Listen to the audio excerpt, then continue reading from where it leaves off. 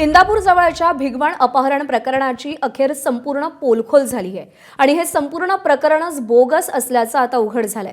आरोपी मुलगा आणि संबंधित मुलगी हे प्रेम प्रकरणात होते आणि मुलगी स्वमर्जीनेच पळून गेली होती। मुलीने दाखल केलेल्या प्रतिज्ञापत्रात हे नमूद करण्यात आलंय। एवढंच नाही तर कथित अपहरण होत असताना आई आणि भावाच्या डोळ्यामध्ये तिखट मिरची पूड टाकली नसल्याचा वैद्यकीय अहवालही समोर आलाय। त्यामुळे अपहरणाचा केवळ बनावच रचला गेलेला होता हे आता उघड झालंय। अपहरण झालेली मुलगी आणि तिचा प्रियकर मध्यरात्री बारामती पोलीस ठाण्यात दाखल झाले। दरम्यान मुलीला कोर्टात हजर करण्यात आले।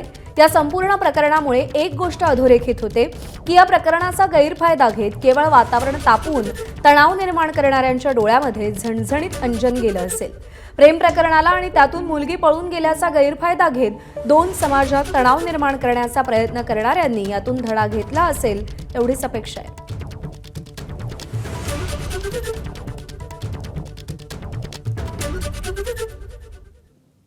दरम्यान या सगळ्या प्रकरणासंदर्भात मुलीच्या आईशी बातचीत केली आमच्या प्रतिनिधींनी, पाहूया।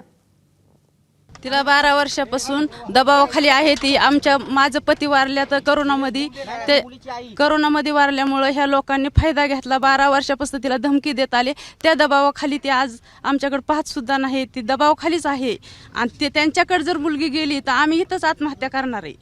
त्यांच्याकडे मुलगी गेलीच नाही पाहिजे ना। आम्हाला कुणाचं सहकार्य सुद्धा पोलिसांचं नाही, कुठल्या मंत्र्याचं नाही, कुणाचं सहकार्य नाही, काय नाही। त्याच्यामुळे आम्ही इथंच आत्महत्या करणार आहे। आतापर्यंत जे तुम्ही तक्रार दिलेली आहे त्यानुसार पोलिसांनी तक्रार घेतली, मिरची पावडर टाकली, हे सगळं झालं, पण ती सांगते ते असं काही झालंच नाही। मिरची पावडर टाकली बी होती, माझ्या डोळ्यात, माझ्या मुलाच्या डोळ्यात गेली। मिरची पावडर टाकून त्यांनी दांडकं काढून माझ्या उघडून हिथं मांडीला मारून त्यांनी मुलगी उचलून टाटा एशीमध्ये फेकून लगेच पळावली गाडी। मिरची टाकल्यामुळे मला काहीच प्रयत्न करता आला नाही, नुसती मी ओरडत राहिली। तिथं कुणी सुद्धा आलं नाही, कुणी नव्हतंच ना तिथं त्यावेळेस। म्हणजे वातावरणच तसं होतं। म्हणजे तुम्ही तुमच्या तक्रारीवर अजून देखील ठाम आहात? ठाम आहे मी त्या तक्रारीवर। 12 वर्षाच्या मुलीला दबावाखाली आणल्यानंतर 12 वर्षापासून जी मुलगी दबावाखाली या, तिला उपायच काय नाही। तिचा भाऊ लहान असल्यामुळं तिच्यावर दबाव आणला या, तेव्हापासून दबाव ब्लॅकमेल करते ती आणि ती दबावाखाली बोलती या। आता जर आपण बघितलं तर ती स्वतःहून पोलिसांसमोर हजर राहून तिने असा जबाब दिली आहे। हे सगळी तक्रार खोटी आहे तिची, ही दबावाखालीच आहे अजून पण। दरम्यान मुलीच्या नातेवाईकांनी या सगळ्या प्रकरणासंदर्भात नेमकी काय प्रतिक्रिया दिली आहे तीही आपण पाहूया। या सर्वच्या मागे आम्ही आरोप केला तो आझर शेख नावाचा त्या मुलाचा चुलता जो आहे तो गावगुंडा आहे, वाळू उपसतो, मुरम उपसतो। बऱ्याच जणांना त्याने आजपर्यंत मारले, अशा चौकीला पोस्ट आहेत।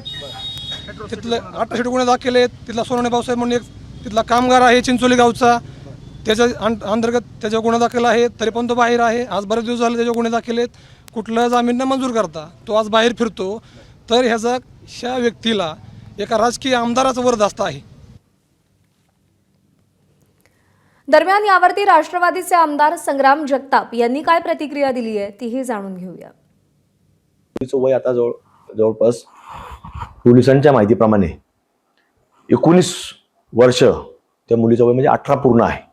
आणि तिच्या व्हिडिओमध्ये तिने सांगितलेलं आहे की माझे 9 वर्षापासून त्या मुलाच्या समवेत माझे प्रेमाचे संबंध होते।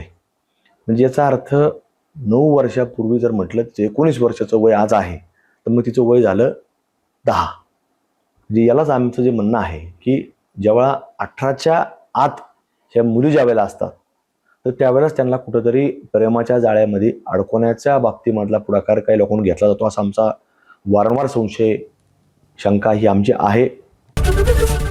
एबीपी माझा, उघडा डोळे बघा नीट।